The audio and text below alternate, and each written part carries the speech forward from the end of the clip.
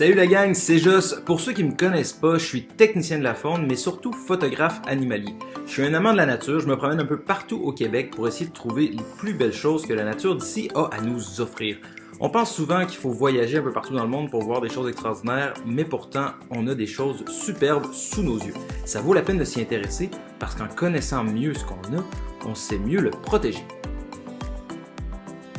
L'été dernier, j'ai réalisé quelques vidéos pour essayer de rendre la nature un peu plus accessible et donner envie aux gens d'aller l'explorer par eux-mêmes. Je commence en vous montrant un nid de pics flamboyants que j'ai trouvé au tout début de l'été. C'était vraiment un très beau moment. Donc ils ont un crâne évidemment qui est très résistant, qui est assez souple, donc qui est capable d'absorber les chocs. Mais ils ont, et ça c'est ce qui m'impressionne le plus, une langue qui va faire le tour de leur tête, le tour du crâne, qui va se séparer en deux, qui va passer en arrière, qui va se croiser, qui va revenir en avant et qui va se réunir en une seule et même langue. Cette langue-là va pouvoir protéger le crâne et le cerveau des chocs subis, parce qu'on parle d'une accélération d'environ 25 km/h quand ils vont tambouriner ou creuser. En passant, le tambourinage, c'est quand les pics vont taper sur une structure, habituellement un arbre, mais s'ils trouvent quelque chose qui fait plus de bruit, ça peut être une cheminée en métal ou même le bord d'une maison, pour délimiter leur territoire. Ça vous est déjà peut-être arrivé le matin, c'est plutôt désagréable.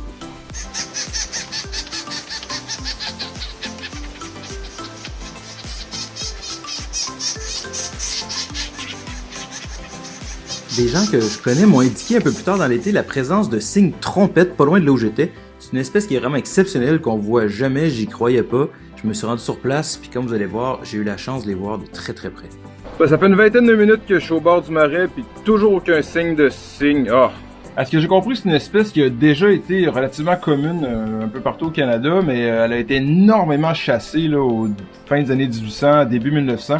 Même, je pense, en 1930, on dit qu'il restait autour de 80 oiseaux nicheurs au Canada, là, ce qui est vraiment très peu. Et ceux qui restent, là, ben, ils nichent surtout en Alaska, ou en tout cas, bref, dans le nord. Regarde ça.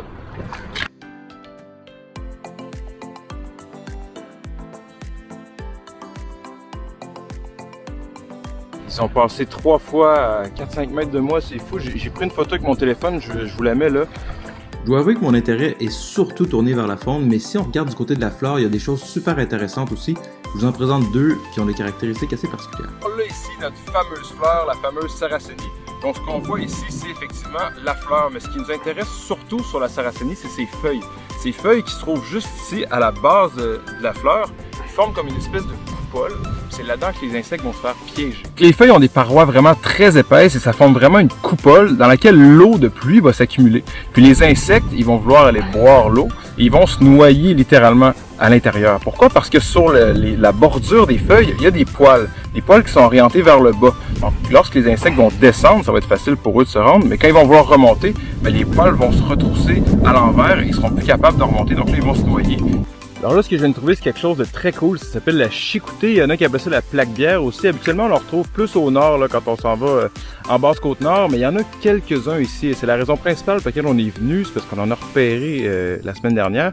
Là, ils sont pas encore très mûrs. Puis il n'y en a pas beaucoup, mais on en a quand même cueilli quelques-uns. Ça a l'air de ça. C'est une petite baie qui est orange. C'est un goût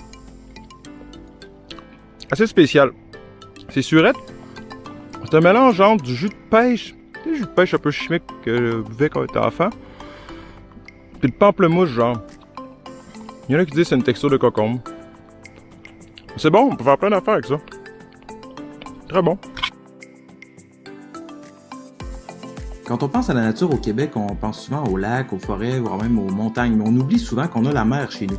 Et le fleuve, pour ça, est assez particulier parce qu'il y a une partie d'eau douce et une partie d'eau salée. Et évidemment, dans la partie d'eau salée, on retrouve toute une faune marine, entre autres les baleines, mais aussi tous les invertébrés qu'on retrouve sous l'eau. Donc Pointe-des-Monts, ça se trouve quelque part entre Bécomo puis Sept-Îles. Donc on est vraiment au bord du Saint-Laurent. Et puis ce qui se passe ici, c'est que c'est la délimitation entre ce qu'on appelle l'estuaire et le golfe du Saint-Laurent. L'estuaire, c'est là où les eaux se mélangent. Donc par exemple à Bergeronne, là d'où j'arrive, ou à Tadoussac, qui est pas loin, peut-être que vous connaissez plus ce coin-là. L'eau, elle est saumâtre. Donc c'est là que l'eau salée de l'océan et l'eau douce des grands lacs et du fjord du Saguenay vont se mélanger. Ici, on arrive dans le golfe. Et le golfe, c'est carrément une mer intérieure. Donc l'eau, elle est aussi salée que l'océan. Je te confirme, c'est salé. Arc. L'étoile qu'on a ici, c'est une espèce qui s'appelle l'étoile de mer polaire. Elle est adaptée à l'eau très froide. Et comme ici, l'eau est particulièrement froide, on retrouve beaucoup de cette étoile de mer-là. Et la différence, pour la reconnaître avec les autres étoiles de mer, habituellement, elles ont 5 bras. Hein? Les étoiles de mer, celle-ci en a 6. Donc, on dit qu'elle a polaire d'une étoile de mer. C'est bon, hein? C'est pas bon? Vous voyez, les étoiles de mer font partie des échinodermes. La particularité des échinodermes, entre autres, c'est qu'ils ont la peau épineuse. On voit, c'est très rugueux. Et en dessous, elle a des ventouses avec lesquelles elle va pouvoir se coller et se déplacer comme ça dans l'eau. Une étoile de mer, ça avance pas très vite, mais ça se déplace. Et selon vous, qu'est-ce que ça mange, une étoile de mer polaire? Des moules, principalement. Ça mange pas mal de moules, même. On vient de trouver un oursin assez particulier. Il est pratiquement blanc. Je pense pas qu'on peut dire qu'il est albinos. En ce temps-là, on parle plus d'un animal leucique. Il y a simplement un manque de pigmentation. Je vais vous le montrer, c'est vraiment spécial. Moi, c'est la première fois que j'en vois un. Regardez comparé à un oursin ordinaire, comment il est pâle. Il y a une certaine variation génétique chez les oursins. Il y en a qui sont mauves foncés comme ça. Mais c'est la même espèce, c'est l'oursin vert. Simplement qu'il y a une coloration un petit peu différente.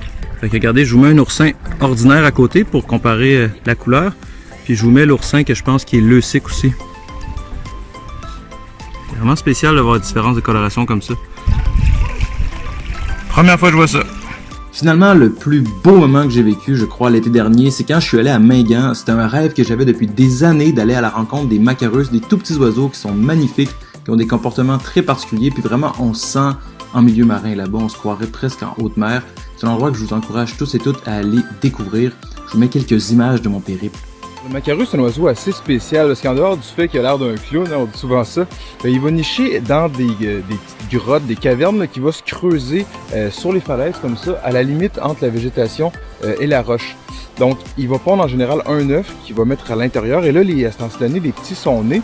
Donc, on les voit, ils reviennent du large avec beaucoup de poissons dans le bec. C'est assez impressionnant. Là, ils reviennent avec du lançon en général. Les gens, dont moi, on est toujours surpris à chaque fois qu'on voit un macareux de se dire à quel point c'est petit. Je sais pas pourquoi on imagine ça comme un manchot empereur.